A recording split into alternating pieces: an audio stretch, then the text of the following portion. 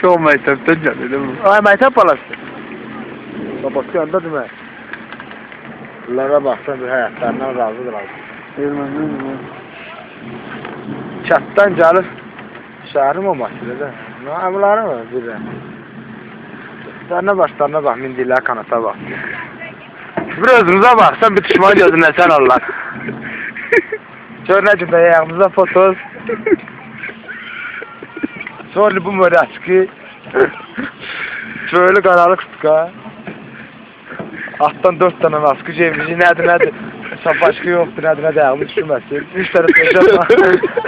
3 tane pejam var cebimde. 3 tane pejam var. Alt-alta papaqlar. Omuzdan geldiğimiz bağ değil mi bu? Bizden əgər o masayadına gəldi, böyle yoruyum deyince. Hadi öyle geldik kışası sen. Nədir? Hadi öyle geldik kışası sen. Ay, tamam. Beşlarımız attılar he. Nə söylədilər? Attım. Hələ çatdım. Baş gələkdir mi? Ayağımı dağıttım. Dağlar, belə dağlar olar mı? Gölün yağsına dağlar. At söz deyirmə. At da yox, daha doğrusu.